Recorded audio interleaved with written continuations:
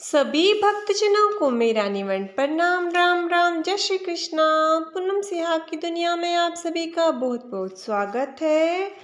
श्रीमद् भगवत गीता के 8वें अध्याय का महात्म्य। भगवान शिव कहते हैं, देवी अब 8वें अध्याय का महात्म्य सुनो।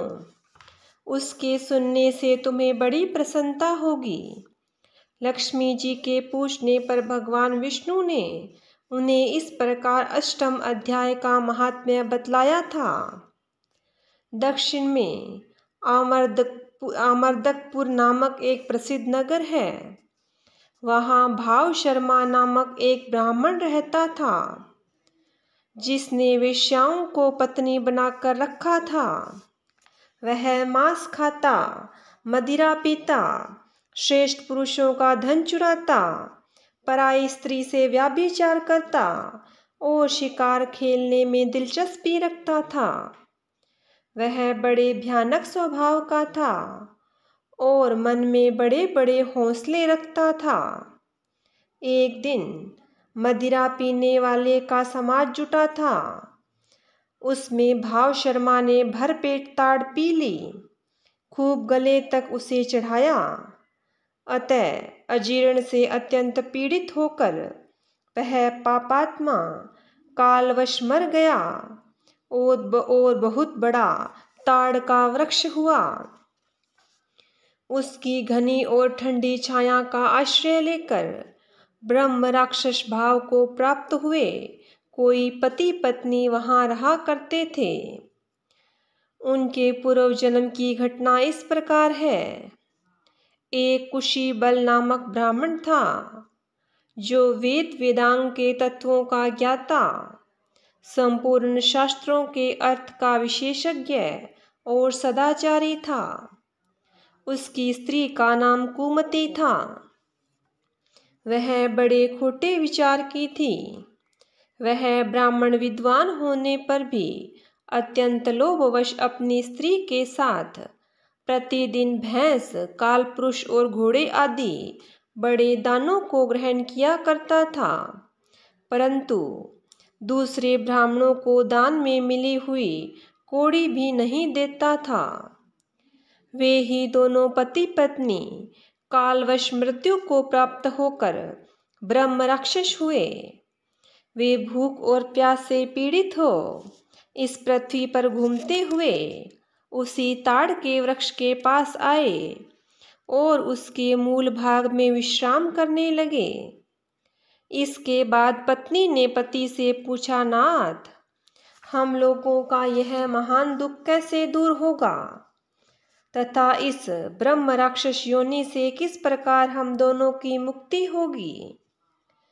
तब उस ब्राह्मण ने कहा, ब्रह्म विद्या के उपदेश, आध्यात्म तत्व के विचार और कर्म विधि के ज्ञान के बिना किस प्रकार संकट से छुटकारा मिल सकता है।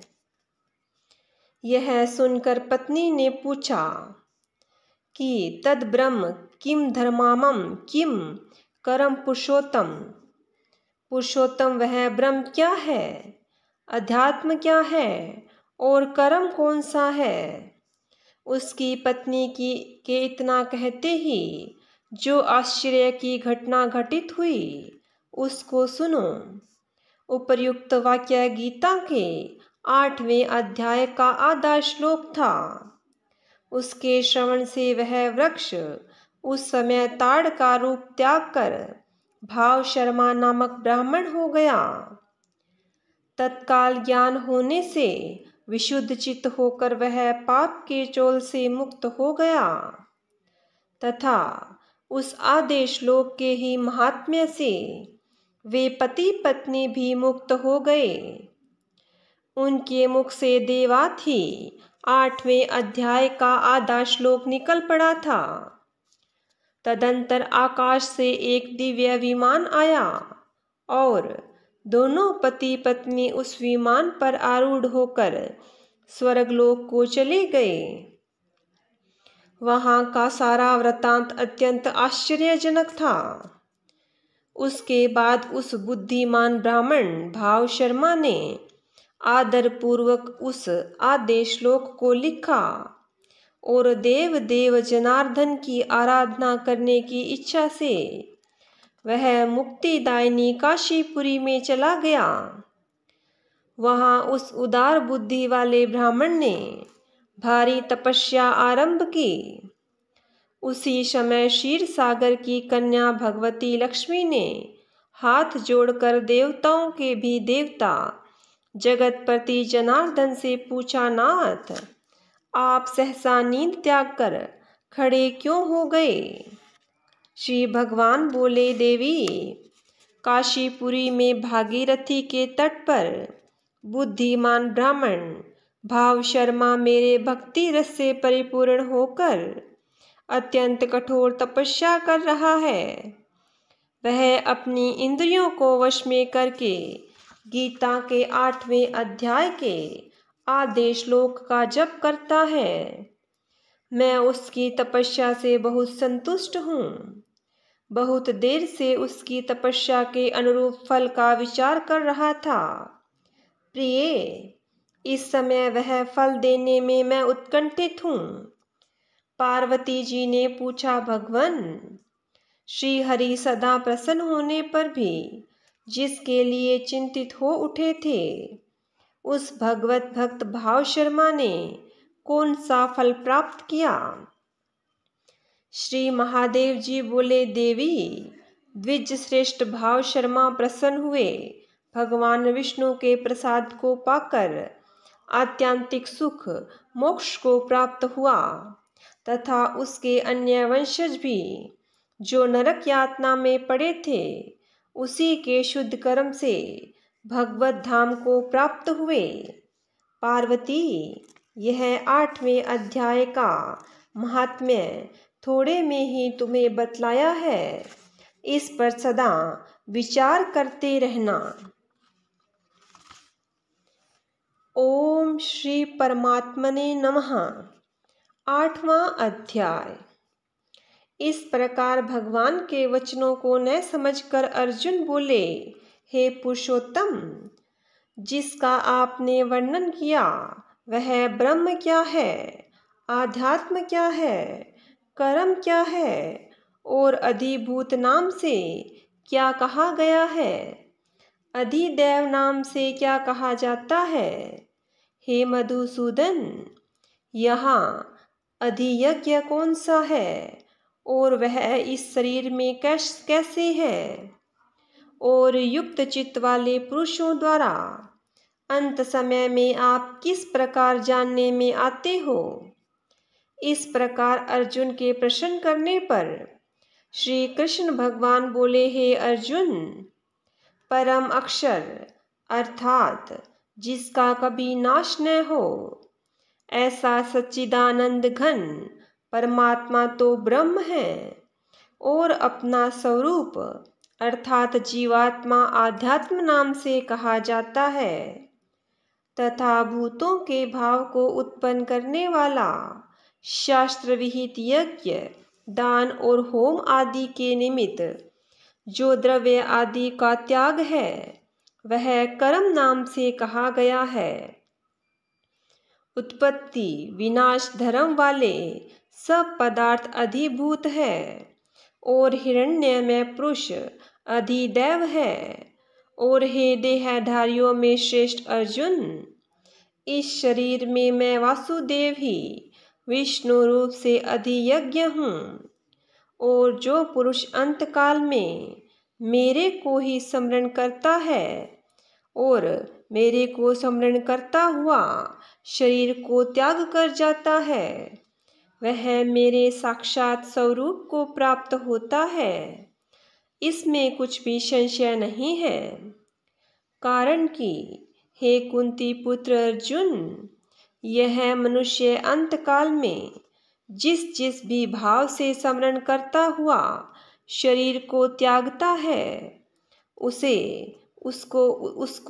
उसको ही प्राप्त होता है। परंतु सदा उस ही भाव को चिंतन करता हुआ, क्योंकि सदा जिस भाव का चिंतन करता है अंतकाल में भी प्राय उसी का स्मरण होता है। इसलिए हे अर्जुन, तू सब समय में निरंतर मेरा स्मरण कर और युद्ध भी कर। इस प्रकार मेरे में अर्पण किए हुए मन बुद्धि से युक्त हुआ निसंदेह मेरे को ही प्राप्त होगा।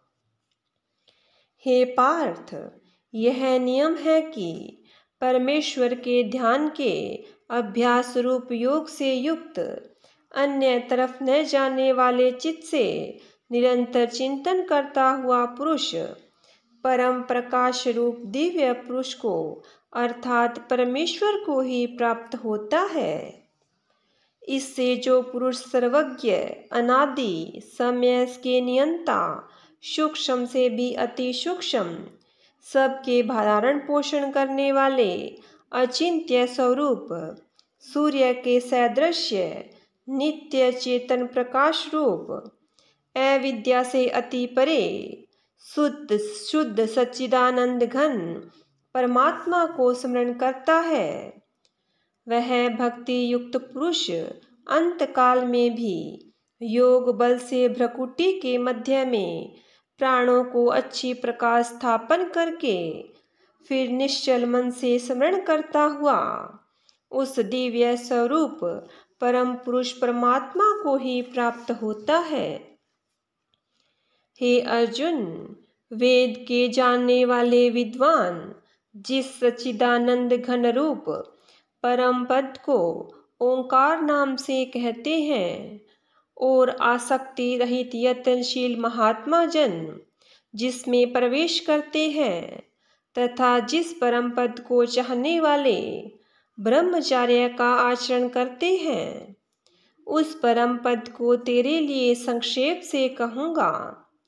हे अर्जुन, सब इंद्रियों के द्वारों को रोककर अर्थात इंद्रियों को विषयों से हटाकर तथा मन को हृदय में स्थिर करके और अपने प्राण को मस्तक में स्थापन करके योग धारणा में स्थित हुआ जो पुरुष ओम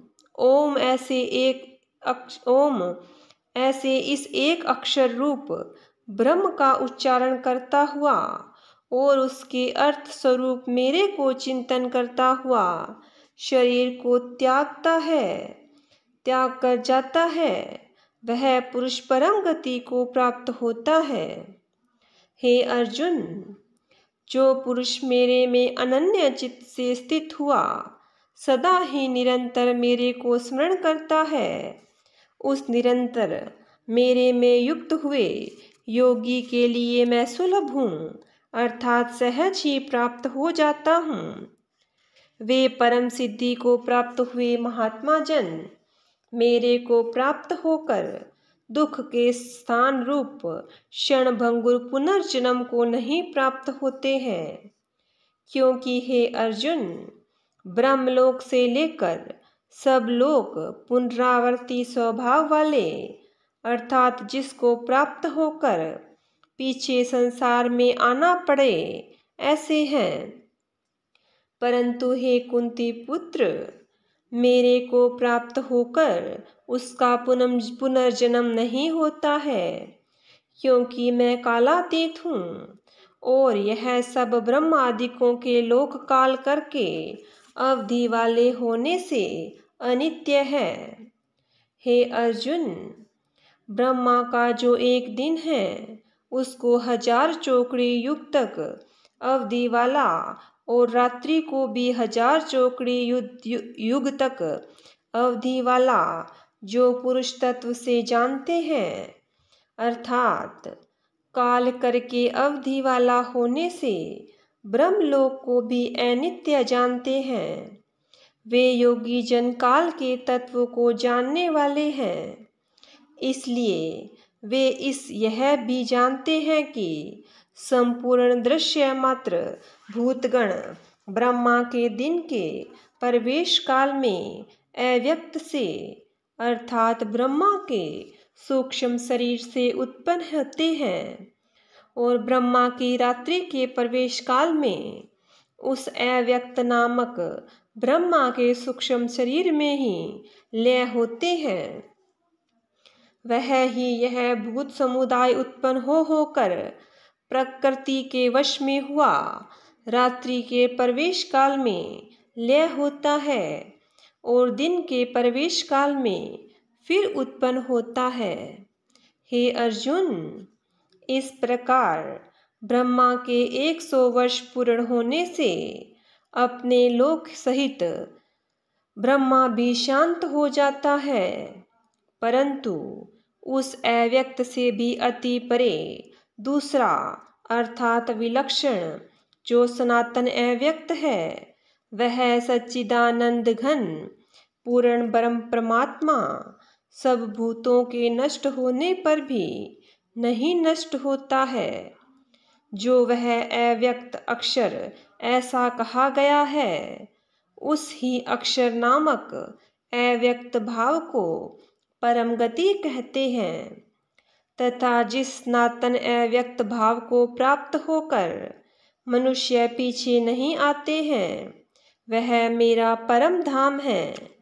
और हे पार्थ, जिस परमात्मा के अंतर्गत सर्वभूत हैं और जिस सच्चिदानंद घन परमात्मा से यह सब जगत परिपूर्ण है, वह सनातन अव्यक्त परम पुरुष अनन्य भक्ति से प्राप्त होने योग्य है।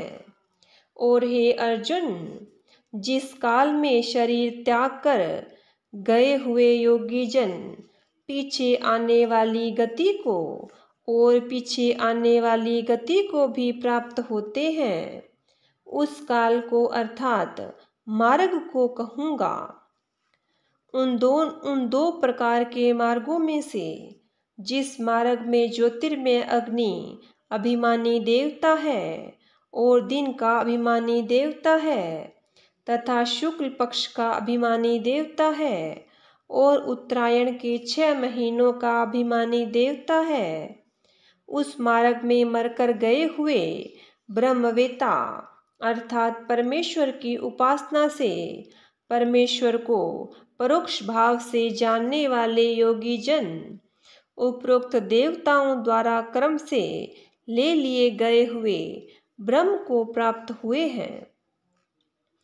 जिस मार्ग में धूमा अभिमानी देवता है और रात्रि अभिमानी देवता है तथा कृष्ण पक्ष का अभिमानी देवता है और दक्षिणायन के 6 महीनों का अभिमानी देवता है, उस मार्ग में मरकर गया हुआ सकाम कर्म योगी उपरोक्त देवताओं द्वारा कर्म से ले लिया गया हुआ चंद्रमा की ज्योति को प्राप्त होकर स्वर्ग में अपने शुभ कर्मों के फल को भोगकर पीछे आता है।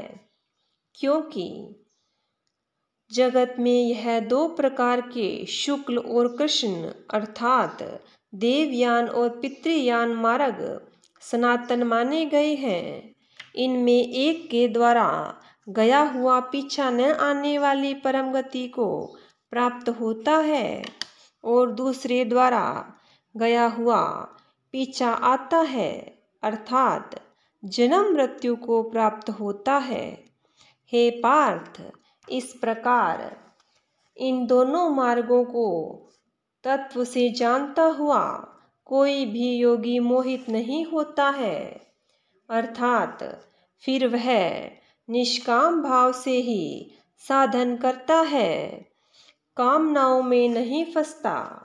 इस कारण हे अर्जुन, तू सब काल में समत्व बुद्धि रूप योग से युक्त हो, अर्थात निरंतर मेरी प्राप्ति के लिए साधन करने वाला हो। क्योंकि योगी पुरुष इस रहस्य को तत्व से जानकर वेदों के पढ़ने में तथा यज्ञ तप और दान आदिकों के करने में जो पुण्य फल कहा है, उस सब को निसंदेह उल्लंघन कर जाता है और सनातन परम पद को प्राप्त होता है। इति श्रीमद्भगवत गीता रूपी उपनिषद एवं ब्रह्म विद्या तथा योग शास्त्र विषयक श्री कृष्ण और अर्जुन के संवाद में अक्षर ब्रह्म योग नामक 8वां अध्याय। बोलिए विष्णु भगवान की जय हो। बोलिए कृष्ण भगवान की जय हो।